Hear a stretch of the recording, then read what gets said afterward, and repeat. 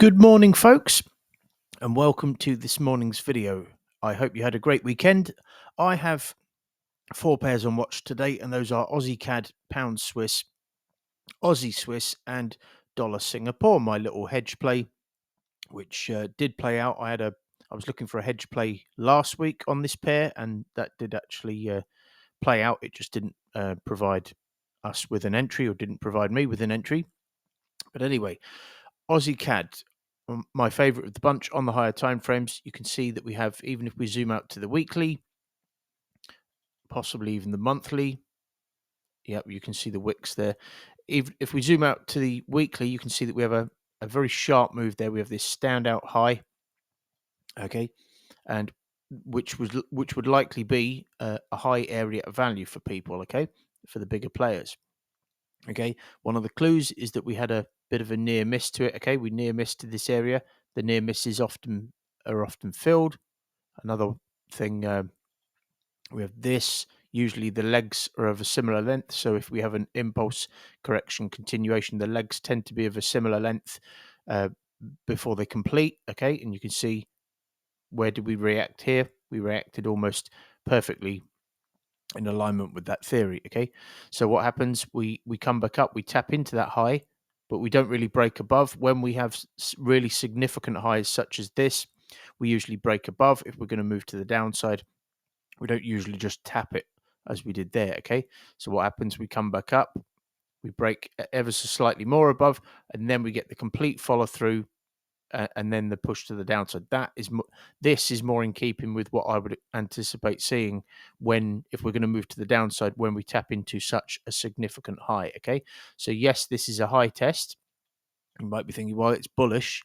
Okay, well, but we've whipped through all of this now, not just to it, so it doesn't matter so much. It would have been better if it was a bearish high test, but once we've whipped through all of these highs here, even these wicks here, that is good enough for a move to the downside. Okay, and if we just zoom down, you can see that we've even had this. So we have this kind of structure here. With the middle section, we have the first drive, second drive, third drive. We have the middle section there, and then sometimes what price does is it comes back up for a scoop double top, and then we drop. Okay, so that's how I'm seeing this at the moment. You're going to notice subtle changes to my forecasts, and one of the reasons is, as I mentioned in our private Discord community, the Falcon community that I'm a member of, I noticed after I attended one of the, even though I'd consider myself advanced now as a trader, I still attend the foundation training webinars that take place, that a lady called Danielle hosts every Friday. I still attend those, because to think you know everything and I don't need to attend them anymore. These are the sort of things that blindside traders, okay, and can be their Achilles heel. Okay, so I still attend these, and one of the things she said in that webinar on Friday, is that two-touch continuations, two-touch flags are higher risk unless they have a three-touch structural approach. So I tested this theory, and I went back through my documentation on Friday night, and I did notice that a disproportionately large number of my losses have occurred which is one of the reasons it's important to document, when we've had a two-touch continuation. So like this, okay, without a structural approach. Okay, so then I went and cross-referenced my winning trades, and I found that a disproportionately high, so about, I think it was 80 or 90% of my losing trades where tight flags had occurred, were when I'd gotten long or short on the break of a flag like the one I've just showed you, and about 80 or 90% of my winning trades were when we'd had either a three-touch flag or a two-touch flag with a three-touch structural approach. And I'm going to demonstrate what that is in a minute if you're new to my videos. So, we're always learning. Just because I'm advanced at this now, it doesn't mean that I'm not learning, and then I'm not still trying to get to the next level, okay? So you can see that we've had the impulsive push down. It's very likely now that we're likely pushing down to these lows, and more likely this one. That's where I would anticipate people getting out of their positions. If we just zoom out again, you can see the base of all of this is there, which just so happens to be the retest of that wick. So that's why I've got my target there. Okay, so we've got this here, which happens to be the retest of that and the base of all of this. So that would be a good place where I would anticipate some profit taking. So as we drill down, we can't really see. What I'm looking for now is I'm looking for inflection points where price might pull back to give us, I was just thinking a minute ago, we're not going to just jump in anywhere. Okay. And this reminds me, I was just thinking before this video, I spoke to one of my partner's um, friends, okay, a little while back. He's quite an intelligent guy. I think he's a tree surgeon. Um, and he seems to have a bit of a business brain because he runs his own business, his tree surgery business. But then we were talking about cryptos, and I think I dazzled them with some of my analysis. I was showing him some things on the charts, but there was one thing he said he invests in cryptos, and I said, okay. I said, what do you do then? I said, assuming that I thought he probably doesn't know much about trading. I said, what do you do? Just buy the dips? He went, oh no, I just get in anywhere. Right? I was like, okay. And this is what I was talking about, people that treat their business like a business, but they don't treat trading like a business. Imagine you were talking to someone that is a property developer who had a property portfolio, and you said, oh, what do you do? Do you just buy when the market's down? Buy when the prices are cheap. Imagine they said, oh, no, I just buy at any price, right? Well, you're not going to be profitable, are you? So you're literally just gambling. If you're buying properties at any old price and selling them at any old price in the hope of making money, you're not going to make money. You might do on one or two occasions, but not over a large sample size. So anyway, that made me laugh. So what I'll be looking for from this pair, in keeping with what I discovered, okay, I'll be looking for this. Clearly doesn't look like it's going to be ready by the end of the day, but what I'm trying to do is get into the habit of being more abundant and believing that there's more opportunities than I have done in the past, and even more, maybe more opportunities on watch than there actually is. But if I'm not someone, you might think, well, that sounds like FOMO. Well, I'm definitely not someone that suffers from FOMO. So this is more about, if I was, then I wouldn't be doing that. But because I'm a conservative trader and I have no problem at all sticking to discipline, I'm just trying to be a little bit more abundant in my thinking. So what I'll be looking for is something like this, a 3-touch 1 hour continuation, okay, with a 2-touch, a 3-touch 1 hour continuation, or a 2-touch 1 hour continuation with a 3-touch structural approach. So I'm drawing my minimum requirements now. Previously, you would have seen me draw it as like 3 touches. I'm drawing my minimum, which is this, the 2-touch with a 3-touch structural approach. And then if that was to occur, then I'm looking at that little inflection point there. Then I would get short with a risk entry, and I'll be able to manage this. But as you can see, it looks like prices just keep going. Keeps going and going. But I would be able to manage it down to there, and then my target would be there, and I would measure from the range to there, and I would set a take profit at there, but that 90% area where price often pulls back deeply, for something in the region of 6.4%, 6.5%. Okay, so that is Aussie CAD. And if this just keeps going and going, like I won't be doing, the reason I mentioned that story a moment ago, if this just keeps going and going, I won't be doing what my partner's son's friend does. Okay, I won't be just jumping in anywhere, because that's what the amateurs are doing, and that's how you blow your account. Okay, so that is Aussie CAD, just speeding up slightly. So pound Swiss, let's zoom out. So I didn't manage to remember, I was looking for entries in this area. Well, I did get an entry. I took a loss here, and then price dropped. Okay, that was a lovely trade, that one. I've got no complaints about that one. But on the higher time frames, pound Swiss, you can see that the start of all of this consolidation, the start of it was here. Okay, we near missed to it a couple of times. It was a sharp move, suggesting that that's where all the liquidity was.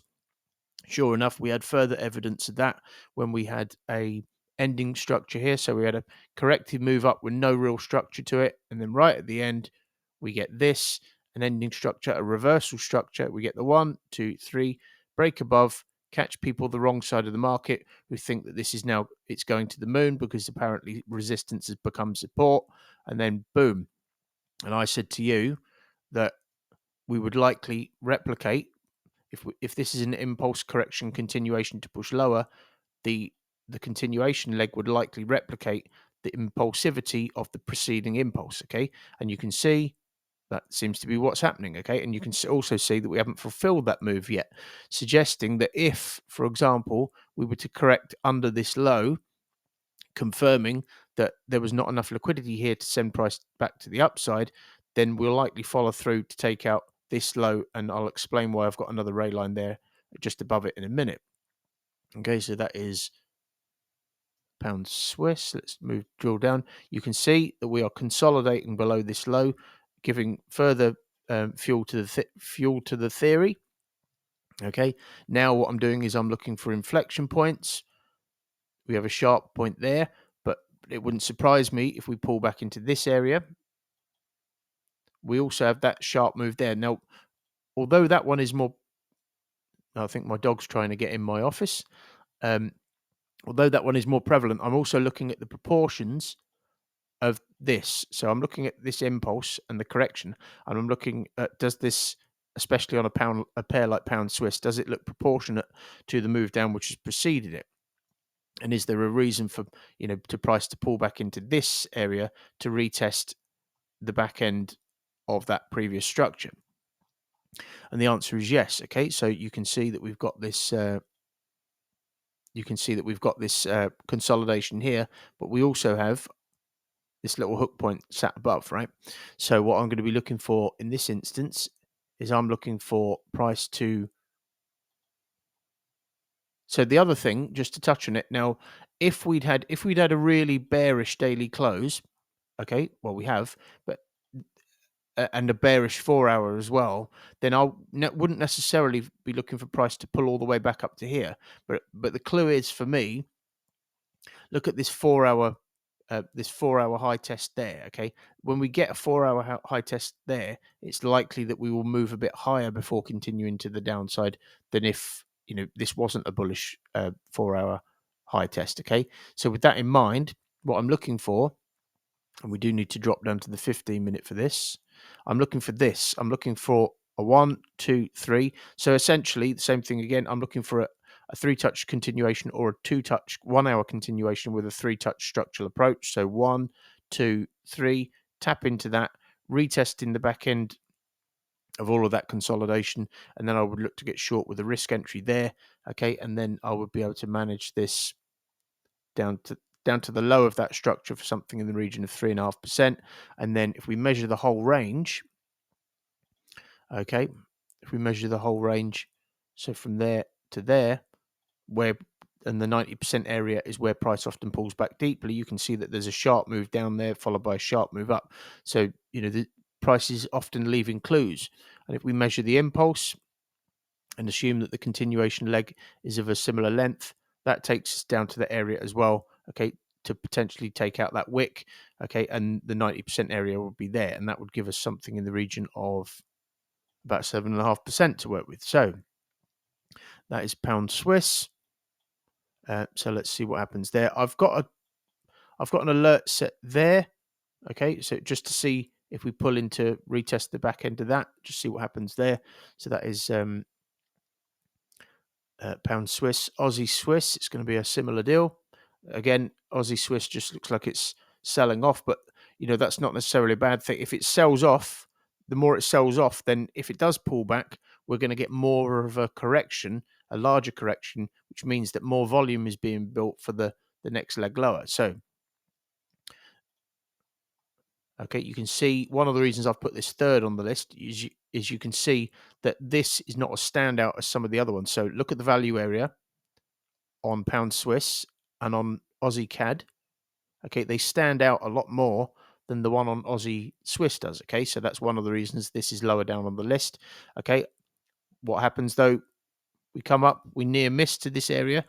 The near miss there is a good indication that this is a higher area of value for a sell, as is the fact that it broke through that low there. Okay, there was enough volume to cause a break through the previous low. Okay, we come back up, we wick just above, then we break above, catch people on the wrong side of the market, and now I'm seeing this as an impulse correction, impulse correction continuation to push lower to take out these lows. I've just cut through this because on multiple time frames this is just a wick, so it looks like just volatility. So if it's just volatility, then it's not indicative of the sentiment of the market, which is what we're trying to ascertain. I like the fact that now we've impulsed below this low. If we correct afterwards, then it's likely that we'll follow through all the way down to these lows, especially as we're now trading below here as well. We're trading below this. Okay, so if we just drill down, you can see that in itself, that wick there is a good indication that we'll likely pull back deeply. You can see that we're moving down correctively. We had the impulsive candle, then we've been moving down correctively. That gives me a clue that we will likely pull back into this area, especially given that this sharp move here is the start of this, was the start of this structure, and it's also the retest of the back end of that, the previous low. Okay, so what I'll be looking for, you can even see it now, look, price just starting to pull back. Okay, and even if you want to be really granular, if you measure this, that's fulfilled its move. So what we might get is something like this. Okay, so it's obviously gone a bit lower but than I was anticipating, but I don't know what the market's going to do. All I know is what I'm going to do, and that's all I need to know. So what I'll be looking for is the same thing again, a 3-touch 1 hour continuation or a 2-touch 1 hour continuation with a 3-touch structural approach. And then I would get short with a 15-minute risk entry within it. And then I'll be able to manage it down to here now, assuming we pull back from there, if we did. Okay.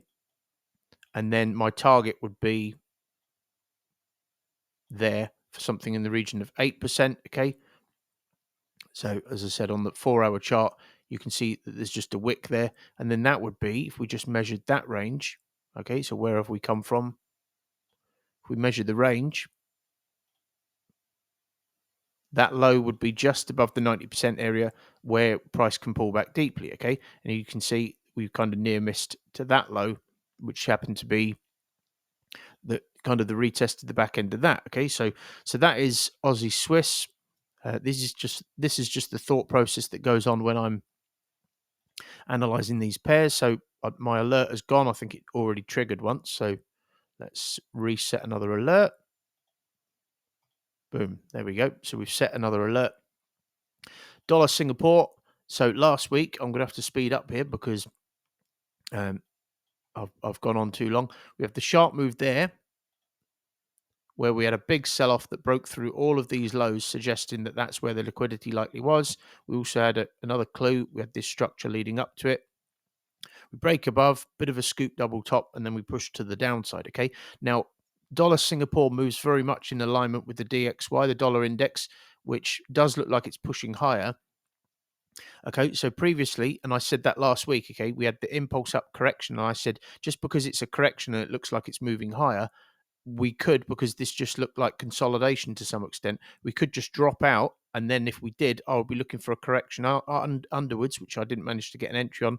And then I would have set a take profit there. If you remember, if you watch my videos from last week, I said that I would set a take profit there because that was the 90% area of this to that low.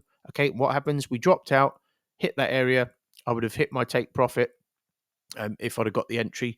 And you can see I'm basically looking for the same thing again. Okay, we've come up to that area, but this time we've broken more above by a more significant margin. But once again, this could be an impulse correction continuation to push higher. So I won't just be jumping in. That's one of the reasons we wait for the correction underneath. There was a little one there, but not one I was able to get involved with. Okay, so what I'm going to be looking for, previously I had my entry, I was looking for a little flag like what I've drawn, but just below this, okay, but to confirm that price wasn't going to do what it's just done.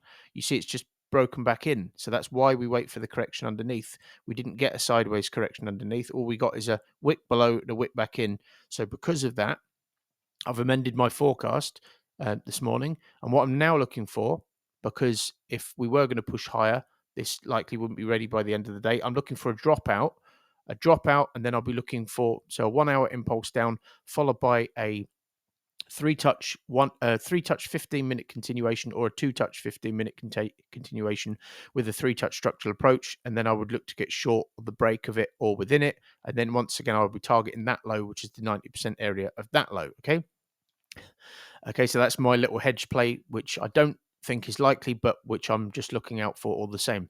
Thanks for watching, folks. Have a great day, and I'll see you again in the next video.